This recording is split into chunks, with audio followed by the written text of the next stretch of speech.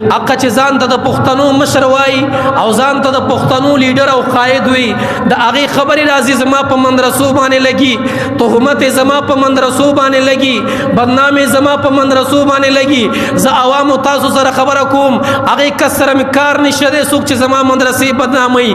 زه تاسو نه تپوس کوم عوامو ورونو دې مدرسو تاسو له کم نقصان درکړی دی، دې علماو تاسو له کم نقصان درکړی دی، دې علماو تاسو سره کم بد کړي دي. دا مدارس خو تاسو سره څومره ښېګڼه کوي، ستا بچي ته قرآن وښودو، ستا بچي ته سیرت او صورت د پیغمبر وښودو. دا مدرسو والا، دا عالمان، دا اهل مدارس دی خود زانګونه والا، د الله اکبر ستا د غوږ د اذان نه والا تر لحده پورې ستا د هرې مسلې ذمهوار دي، تر لحده پورې ستا هرې دیني مسلې ته ولاړ دي.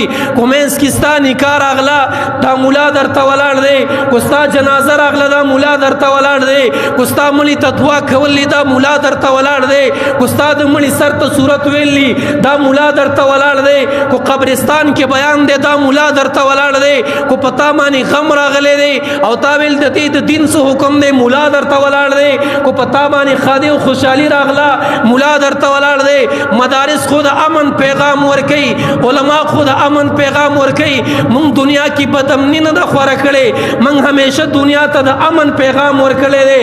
مونږ دومره مظلومان خلک یو الله د سوال په روټۍ باندې، ستا د کور په ماته روټۍ باندې، ستا د کور په پاتې روټۍ باندې ما بل ځای کې علم کړی دی، ما مسافري برداشت کړې ده، خو چې ستا ملک ته راغلی ما، ستا علاقې ته راغلی یم، خپلې علاقې ته راغلی یم، بیا مې د خپلو بچو خیرخواهي طلب کړې ده، بیا مې ستاسو د آخرت سوچ کړی دی.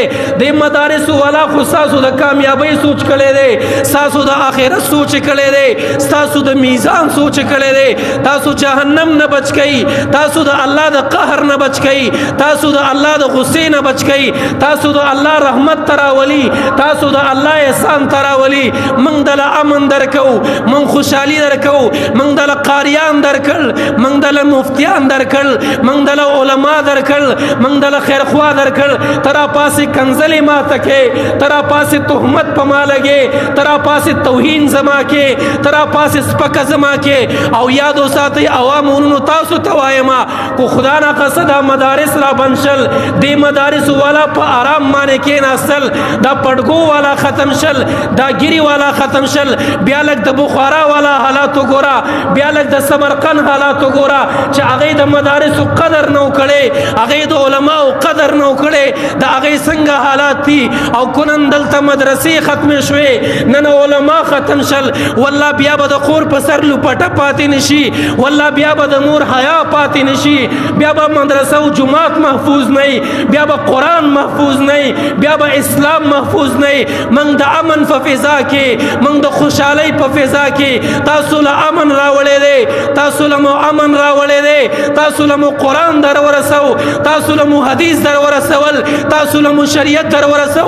بیا ولې په موږ تهمتې لګوئ، بیا ولې موږ ته کنځلې کوئ، بیا ولې موږ ته بدې وایئ. موږ خو د چا ازار نه دی کړی، موږ خو چاته سپکې نه دی ویلي، موږ تاسو له عزت درکړی دی او تر اوسه پورې موږ ستاسو عزت کوو. خدا را د علماو نه واوړئ، خدا را زما د مدارسو نه واوړئ.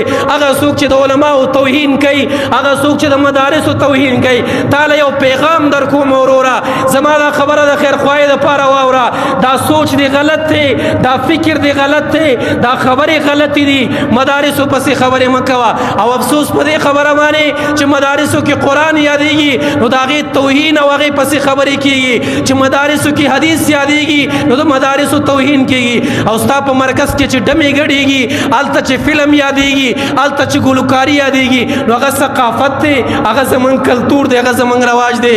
زما کلتور زما افتخار، زما دپاره فخر زما مدرسه او جومات دی، زما دپاره زما افتخار زما پډګۍ ده، زما دپاره زما افتخار زما شریعت دی. نه دا چې ما ته زما د سندرو مراکز، نه دا چې ما ته زما د سندرو یادولو محفلونه، ما دپاره محفل چې د فخر دی هغه د قرآن او د قرآن والا محفل دی، دا د کامیابۍ والا خلک دي.